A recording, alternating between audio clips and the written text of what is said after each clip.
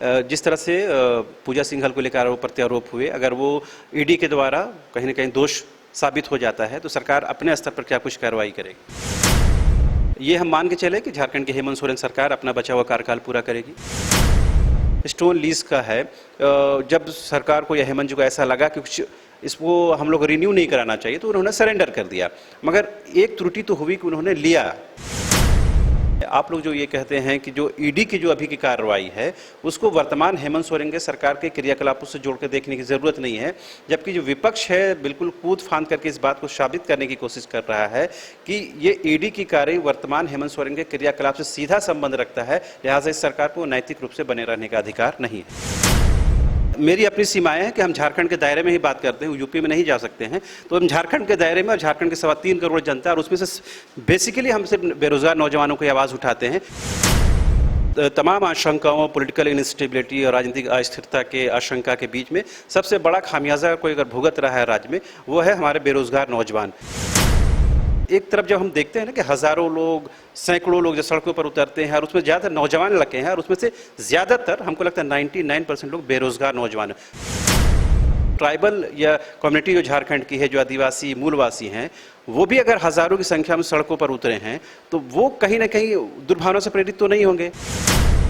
बहुत सारे आंदोलनकारियों, टाना भक्तों से जब बात होती है तो वो कहते हैं कि सरकार तक इस बात को पहुंचाइए कि जो 5th शेड्यूल एरिया में कम से कम जो झारखंड और झारखंडियत की सोच और फिक्र रखते हैं वैसे अधिकारियों की पोस्टिंग हो, पदस्थापन। झारखंड में तेजी के साथ राजनीतिक गतिविधियां बदल रही हैं। इस बीच इन्फोर्समेंट डायरेक्टोरेट के 2 दिन के छापेमारी के बाद ये जो राजनीतिक पारा है वो और भी बढ़ गया है। जो राजनीतिक पंडित हैं वो इसे कई रूप में, कई आकार से, कई प्रकार से देख रहे हैं। लिहाजा हम बात करने के लिए और समझने के लिए झामुमो के वरिष्ठ नेता सुप्रियो भट्टाचार्य जी के पास पहुंचे हैं और ये जानने और समझने की कोशिश कर रहे हैं कि ये जो माना जा रहा है कि झारखंड की वर्तमान जो सरकार है हेमंत सोरेन जी की, उसकी सेहत पर क्या असर पड़ेगा। ये जो भी माना जा रहा है कि जो झारखंड की वर्तमान हेमंत सोरेन सरकार है उसका जो भविष्य है वो थोड़ा सा डोलड्रम में है, वेग में है, स्पष्टता नहीं है। आप इस बात से कितना इत्तेफाक रखते हैं? नहीं, देखिए, ये भ्रांतियाँ फैलाई जा रही है और बड़ा सुनियोजित ढंग से, चूंकि एक आदिवासी यहाँ का मुख्यमंत्री है और ये भारतीय जनता पार्टी जो कि वो जिसको रिप्रेजेंट करती है, जो शोषक लोग हैं, जो सामंतवादी लोग हैं, जो पूंजीपति लोग हैं, उनको ये नागवार गुजर रहा है। लेकिन जनतंत्र में जनता का जो विश्वास है वो जिसके प्रति होता है, राज उसी का होता है। तो हम समझते हैं कि इस तरह की भ्रांतियाँ फैलाई जा रही है और बहुत हद तक उसमें जो मीडिया के लोग हैं बढ़ चढ़कर उसमें अपना योगदान दे रहे हैं। लेकिन हमारा ये जानना और समझना है, आप लोग जो ये कहते हैं कि जो ईडी की जो अभी की कार्रवाई है उसको वर्तमान हेमंत सोरेन के सरकार के क्रियाकलापों से जोड़ कर देखने की ज़रूरत नहीं है, जबकि जो विपक्ष है बिल्कुल कूद फांद करके इस बात को साबित करने की कोशिश कर रहा है कि ये ईडी की कार्रवाई वर्तमान हेमंत सोरेन के क्रियाकलाप से सीधा संबंध रखता है, लिहाजा इस सरकार को नैतिक रूप से बने रहने का अधिकार नहीं है। अब देखिए, मूर्खों को कौन समझाया। ये जो ईडी की कार्रवाई हुई है ये 2012 में जब अर्जुन मुंडा की सरकार थी तो एक PIL हुआ था 11 में, और 12 में हाई कोर्ट ने इस पर अपना जजमेंट दिया था कि इसकी जांच ईडी से करवाई जाए और हाई कोर्ट ने इस केस को ईडी को रेफर किया था और उसी के तहत ये कार्रवाई हो रही है। लेकिन बहुत सारे इतने पंडित लोग हैं कि ये, जबकि पूरे आप कालखंड को देख लीजिए जो हमारा लगभग 28 महीने का कालखंड है, इसमें खनिज और उद्योग विभाग जो पिछले 6 महीने से पूजा सिंघल है, उसमें ऐसी कोई काम हुआ ही नहीं है कि उसका कोई गड़बड़ झाला सामने आ पाए। ये तमाम चीज़ें जो पिछले सरकार का, जब आप देखिएगा जब एग्रीकल्चर मीट हुआ था, एक समिट हुआ था, उस समय यही पूजा सिंघल जी एग्रीकल्चर की सेक्रेटरी थी और बड़ा उसमें भी गड़बड़ झाला उस वक्त भी सामने आया, आरोप लगे।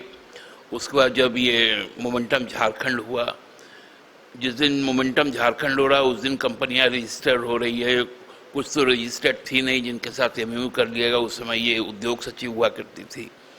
तो ये तमाम चीज़ें इनकी जो कार्यकाल रहा है उसी पर ये जांच है। ये कोई हेमंत सोरेन सरकार के कालखंड की जांच तो है नहीं। अब चूंकि वो लोग एक्सपोज हो रहे हैं, रघुवर जी एक्सपोज हो रहे हैं, उन्होंने उनकी जो कार्मिक सचिव थी निधि खरे जी, उन्होंने उन पर विभागीय कार्रवाई चलाने का अनुशंसा किया। फिर एक प्रधान सचिव AP सिंह साहब आए, को बुलाया गया, उनसे जांच करवाई गई और उन पर कोई सभी तरह के दाग धुल गए माननीय तत्कालीन मुख्यमंत्री रघुवर दास जी और तत्कालीन मुख्य सचिव राजबाला जी के निर्देश पर। तो हमको लगता है कि ये जब इनका जो असली चेहरा है जब सामने आ रहा है और तमाम चीज़ें जब जांच के दायरे में आ गई हैं, तो इस तरह से भ्रांतियां पैदा करके, क्योंकि लोग जानते हैं कि ये तो आदिवासी हैं, ये यहाँ के मूलवासी हैं, इनको तो समझ है नहीं हमारे सामने में, हम लोग तो पंडित लोग हैं, तो इनको तंग करो, लेकिन इससे कुछ फर्क नहीं पड़ता है हम लोगों के। मगर आप ये महसूस जरूर करेंगे कि ये सारा बखेड़ा उस वक्त शुरू हुआ जब मुख्यमंत्री के स्टोन लीज का जो मामला जाहिर हुआ, सामने आया। आप लोग कहते हैं कि इस चीज़ को हम लोगों ने कई बार एफिडेविट के माध्यम से चुनाव आयोग को ये बात बताई भी है, लेकिन आपने भी पिछले PC में ये बात बताया था कि जो स्टोन लीज का है, जब सरकार को या हेमंत जी को ऐसा लगा कि कुछ इसको हम लोग रिन्यू नहीं कराना चाहिए तो उन्होंने सरेंडर कर दिया। मगर एक त्रुटि तो हुई कि उन्होंने लिया, बुनियादी जो गलती वही हुई, अगर बाद में आपने उसे करेक्ट करने की कोशिश की, लेकिन विपक्ष ने उसी गलती को पकड़ लिया। देखिए, आप लोग मिस इंटरप्रेट करते हैं। अफसोस इस बात का है कि आप लोगों को तथ्य की जानकारी ही नहीं है, और ये कम जानना भी एक खतरनाक पहलू है जो आपके द्वारा मुँह से अभी हमने सुना। आप यदि पूरे तथ्यों में जाएंगे तो ये लीज का जो अप्लाई किया और जो ये लीज सैंक्शन हुआ था, ये 2008 में हुआ था। उस समय मुख्यमंत्री जी कोई पॉलिटिकल प्रोसेस में थे ही नहीं। 2009 में वो पहली बार राज्यसभा में गए, 2010 में विधानसभा में चुनकर आए, 2014 में विधानसभा में चुनकर आए, 2019 में विधानसभा में चुनकर आए। तो 2008 का बात तो आप लोग कभी नहीं करते हैं, क्योंकि आपके पास जानकारी का अभाव है। तो अल्प ज्ञान भयंकर एक कहावत है, आप लोग उसके पार्ट बन गए। भारतीय जनता पार्टी के एक तरह से आप लोग प्रवक्ता का काम करते हैं। हम सिर्फ ये जानने और समझने की कोशिश कर रहे हैं, हो सकता है कि बुनियादी तौर पर ये जानकारी हमारे पास नहीं हो, आपने करेक्ट किया, बहुत बड़ी बात है। लेकिन हम ये जानना चाहेंगे, आपने पिछले PC में कहा था कि झारखंड के या किसी भी राज्य के जनप्रतिनिधियों को जो निर्वाचित हो, उनको भी अधिकार है कि कानूनी दायरे में रहते हुए कारोबार करें। अगर वो ऐसा करते हैं तो वो कहीं से इमोरल नहीं है पॉलिटिकली। आपने इस बात को बताया भी था, हम लोग इस बात को सुने भी थे, लेकिन ये कहीं ना कहीं तो ये एहसास तो हुआ कि ये गलती हुई है, हमको इसको सरेंडर करना चाहिए। बात वहीं पर बिगड़ी है जहां तक मेरी समझ है। नहीं, आप इसको क्यों कर रहे हैं कि गलती स्वीकार की? अरे भाई, हम गलती कहाँ स्वीकार किए? जब हमने देखा कि हमको मेरा उसका कोई यूज ही नहीं है, हमने उस पर कोई इलेक्ट्रिसिटी का कनेक्शन आज तक अप्लाई नहीं किया। आपने माइनिंग भी शुरू नहीं की? माइनिंग तो बाद में शुरू होता है ना, जब CTO मिले। सर्टिफिकेट टू ऑपरेट जब अभी मिला ही नहीं, इतने सालों से 14 साल हो गए, तो फिर हम उसको रख के क्या करेंगे? इस पे गलती कहाँ है? आप लोग ये जो शब्दों का चयन करते हैं, ये मूल रूप से आप लोगों की दुर्भावना को सामने लाता है कि आप मीडिया, हम खासकर कह रहे हैं, जो बर्दाश्त नहीं कर सकता है कि एक आदिवासी यहाँ का राज चलाए, उसको चाहिए छत्तीसगढ़िया सबले बढ़िया। खैर, आपने जो आरोप लगाया उस बात के हम पुष्टि, ये कंफर्मेशन या पर स्पष्टीकरण नहीं देंगे, लेकिन एक बात जरूर कहेंगे, जो आप बार बार ये कहते हैं कि ट्राइबल एक फेस है जिसको कहीं ना कहीं वो बीजेपी के या विपक्ष के लोग बर्दाश्त नहीं कर पाते हैं। तो आप अगर इस बात को इसी अंदाज में देखें कि ट्राइबल या कम्युनिटी जो झारखंड की है, जो आदिवासी मूलवासी हैं, वो भी अगर हजारों की संख्या में सड़कों पर उतरे हैं, तो वो कहीं ना कहीं दुर्भावना से प्रेरित तो नहीं होंगे। आप अगर मीडिया को इस कटघरे में खड़ा करते हैं, मैं भाषा आंदोलन और खतियान आधारित आंदोलन का जिक्र करना चाहता हूं कि ये लोग अगर सड़कों पर उतरे हैं और ये सरकार पर आरोप लगा रहे हैं कि हमारी सरकार है, जल जंगल जमीन वाली सरकार है, आदिवासियों की सरकार है, आंदोलन की उपज वाली सरकार है, उसके बावजूद भी ये सरकार अगर आदिवासियों मूलवासियों के हितों का संरक्षण नहीं कर पा रही है, यही वजह कितने लोग सड़कों पर उतरे हैं। निश्चित तौर पे जो जनभावना है उसको लेकर लोग उतरे और हम लोग भी प्रतिबद्ध है। ये तो आज उतर रहे हैं, हमने तो इसको लिखित तौर पे स्वीकार किया अपने निश्चय पत्र में कि हम अपनी सरकार में यहाँ की स्थानीयता को परिभाषित करेंगे, नियोजन नीति यहाँ के लोगों के लिए बनाएंगे, नौकरियाँ यहाँ पर जो भी है उसका गारंटी हम करेंगे अपने लोगों के लिए। ये सभी चीज़ों के प्रति हम प्रतिबद्ध हैं, लेकिन इसी के पीछे आपको मंशा समझना चाहिए कि आप देखे होंगे कि 2 साल लगातार पूरा देश, मैं अपने राज्य को नहीं कह रहा हूँ। तो इसलिए 2 साल तो कोई काम हुआ ही नहीं। अब जब चूंकि सब चीज़ें शेपअप होने लगी, चीज़ें स्थिर हो गई, ये इन चीज़ों पे लोग आगे बढ़ने लगे, विधानसभा में राज्य सरकार ने इन बातों को सामने रखा, उसके बाद ही ये सारा नाटक शुरू हो गया कि सरकार के कामकाज को अस्थिर करो। तो इस साजिश को आपको समझना पड़ेगा कि पहले ये आंदोलन खड़ा होता है, उसके बाद ये आरोप लगाया जाता है, उसके बाद इलेक्शन कमीशन के पास जाया जाता है। तो ये पूरा क्रोनोलॉजी आप समझ लेंगे तो मालूम चलेगा कि सरकार को काम ना करने देना भारतीय जनता पार्टी का आज मूल लक्ष्य है। और दूसरा लक्ष्य है कि भारतीय जनता पार्टी के शासनकाल के जो भ्रष्टाचार हुए वो किसी तरह दब जाए, और इसको हम कामयाब नहीं होने देंगे। हम इससे उबर के अपना जो कमिटमेंट है, जो निश्चय पत्र में हम लोगों ने कहा है, उसको हम पूरा करेंगे। आपने कहा कि ये कहीं ना कहीं बैकअप है बीजेपी या विपक्ष का, जिसकी वजह से ये आंदोलन बढ़ा। आपने क्रोनोलॉजी समझाने की कोशिश की है, मगर एक तरफ जब हम देखते हैं ना कि हज़ारों लोग, सैकड़ों लोग जो सड़कों पर उतरते हैं और उसमें ज़्यादातर नौजवान लगे हैं, और उसमें से ज़्यादातर हमको लगता है 99% लोग बेरोज़गार नौजवान हैं। कई लोगों से बात होती है, यार हम भी इसी मिट्टी के हैं दादा, हम इस बात को समझते हैं और महसूस करते हैं कि जब बेरोज़गारी का दंश लेकर के जब वो कोयलांचल से लेकर रांची आते हैं, तब वो जो बयान करते हैं ना, तो वो लगता है कि हाँ, वो उनकी नाराज़गी सरकार के प्रति है। और आप जिस कमिटमेंट की बात कर रहे हैं ना, वो कमिटमेंट नहीं देखते हैं, वो चाहते हैं कि धरातल पर हुआ क्या एक्चुअल में। आप 2 साल का ये आर्गुमेंट दे सकते हैं, 2 साल में कामकाज नहीं हुआ, लेकिन 2 साल के बाद जो तेजी से होना चाहिए वो थोड़ी सी कमी रह गई। देखिए, मैं आपको एक इंसाफ देता हूँ। 14 साल लंबा पारा टीचर का आंदोलन चला। उस आंदोलन को सही रास्ते पे किसने ले गया? क्योंकि वो सबसे बड़ा आंदोलन था। आप ही लोगों ने वाइंड अप कराया, नो डाउट, इसमें कोई शक नहीं। तो एक एक करके ना स्टेप बाय स्टेप काम करता। मुझे मालूम है कि जब बेरोजगारी होता है तो उसके अंतर का जो अंतर्नाद है वो कितना भयानक होता है, और लोगों की अपेक्षाएं। देखिए, ये बात सच है कि पिछले 5 वर्ष का जो गवर्नेंस था, लोग इतना छले हुए थे, ठगे हुए थे, विवश हो गए थे कि उनको लगा कि हेमंत सोरेन सत्ता में जैसे ही आएंगे हम सब राजा हो जाएंगे। हो सकते थे यदि शुरुआत काल में ही हम लोगों का ये मुसीबत का सामना नहीं करना पड़ा, लेकिन थोड़ा धैर्य यदि आप लोग बना लेंगे, यहाँ के लोग बना लेंगे, और अब ये लोग समझने लग गए हैं कि हमको सरकार को कुछ समय देना चाहिए। यदि हम असिस्टेंट पुलिस का जो सहायक पुलिस का मामला हो उसको सुलझाने का काम किया, वो भी बहुत बड़ा वर्क था। हम लोगों ने पारा टीचर को सुलझाने का काम किया, वो एक बड़ा वर्क था। अब जो मौका है वो है नियोजन का। अब उसी पे जब हम काम कर रहे थे, यही बात तो मैं आपके माध्यम से लोगों को अपील कर रहा हूँ कि आप लोग समझिए कि सरकार का स्थिर रहना इस राज्य के लिए कितनी जरूरी है, और जो भ्रांतियाँ फैलाई जा रही है वो कितना खतरनाक उद्देश्य के साथ हो रही है।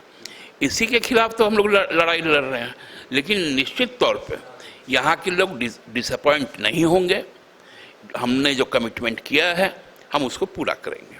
आपने देखा होगा, महसूस किया होगा, ये तमाम आशंकाओं, पॉलिटिकल इनस्टेबिलिटी और राजनीतिक अस्थिरता के आशंका के बीच में सबसे बड़ा खामियाजा कोई अगर भुगत रहा है राज्य में, वो है हमारे बेरोजगार नौजवान। कोई नियोजन की बात नहीं हो रही है, कोई उनके मुस्तकबिल की बात नहीं हो रही है, वो सड़कों पर हैं। हालांकि ये अलग बात है कि जेपीएससी ने उस प्रक्रिया को आगे बढ़ाया, लेकिन वो विवाद में है। आप ये मानते हैं ना कि राजनीति अपनी जगह पर, आरोप प्रत्यारोप अपनी जगह पर है, लेकिन जो कमिटमेंट करके आपने लिखित तौर पर राज्य की 3.25 करोड़ की जनता को दिया है, उसको पूरा करने के लिए आपके पास सिर्फ 2 साल का वक्फा बचा हुआ है। मेरे पास सफिशिएंट वक्त है।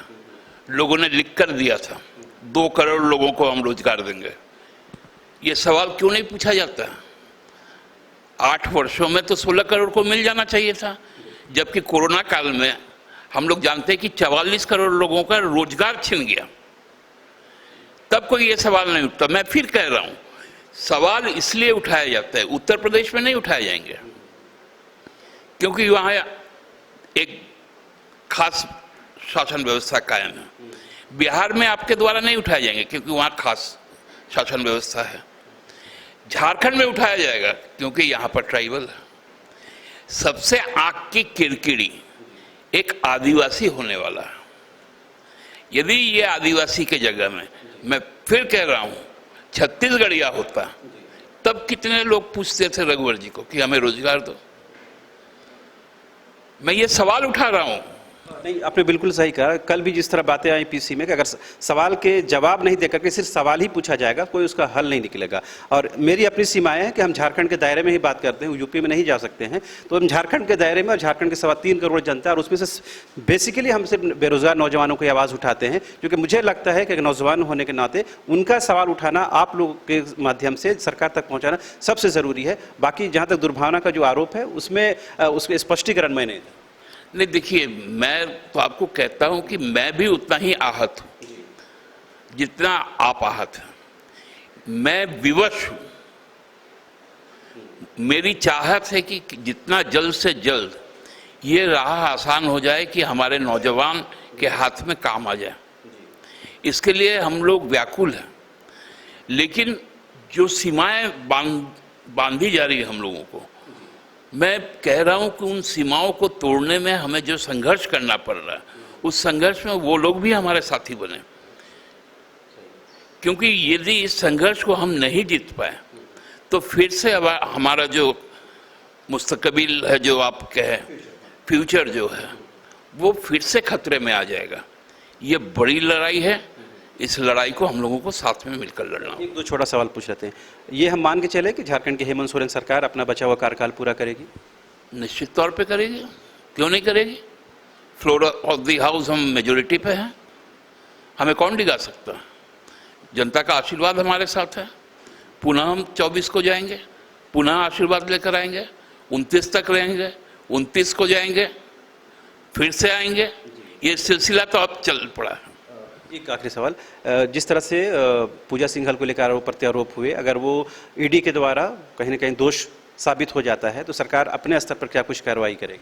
नहीं, देखिए, उसमें बहुत लिमिटेड ऑप्शन है। यदि उस पर ईडी यदि मतलब केस भी फ्रेम कर लेती है तो फिर राज्य सरकार के पास में स्पष्ट ये है कि उसको आपको सस्पेंड करना है। सस्पेंड करने के बाद में उसको आपको कैबिनेट से पास करवाना है, और वो जो मामला है वो डीओपीटी को चल जाएगा, जो केंद्र सरकार के अधीन है। अब फैसला, अंतिम फैसला पूजा सिंघल पर क्या होगा वो डीओपीटी करेगी, उसमें राज्य सरकार का हस्तक्षेप नहीं होता है। एक आखिरी सवाल, चूंकि हम ये जानते हैं कि संवैधानिक तौर पर ये 5वीं अनुसूची का क्षेत्र है, 5th शेड्यूल का एरिया है। बहुत सारे आंदोलनकारियों, टाना भक्तों से जब बात होती है तो वो कहते हैं कि सरकार तक इस बात को पहुंचाइए कि जो 5th शेड्यूल एरिया में कम से कम जो झारखंड और झारखंडियत की सोच और फिक्र रखते हैं वैसे अधिकारियों की पोस्टिंग हो, पदस्थापन। नहीं, ये बहुत सही सोच है लोगों की, लेकिन हम देखिए, कल भी हमने इस बात को कहा कि हमारे पास में अधिकारी है ही नहीं, और जो भी अधिकारी हैं ये मानकर हम लोगों को मानना चाहिए। आज की जो वर्तमान व्यवस्था है, चाहे वो एग्जीक्यूटिव हो, चाहे जुडिशरी हो, मैं खुलकर कह रहा हूँ, वो कहीं ना कहीं एक सर्टेन पॉलिटिकल जो थॉट है उसके प्रति इंक्लाइंड हो चुकी है। इंडिपेंडेंट भाव से मैं बार बार आप लोग के माध्यम से कहता हूं कि ब्यूरोक्रेट लग रहा है सर्विस नहीं कर रहे हैं, वो हमें ऑबलाइज कर रहे हैं, एहसान हमारे ऊपर कर रहे हैं कि ऑफिस जाके बैठते हैं। बड़ा कष्ट होता है उनको ऑफिस जाके बैठने में, लोगों से मिलने में, लोगों के काम करने में। ये जो बहुत दिक्कत वो फेस कर रहे हैं, तो हमको लगता है ये मनोभाव जन आंदोलन के द्वारा ही समाप्त होगा, और ये जन आंदोलन कभी रुकना नहीं चाहिए, इसको और मजबूत होना चाहिए।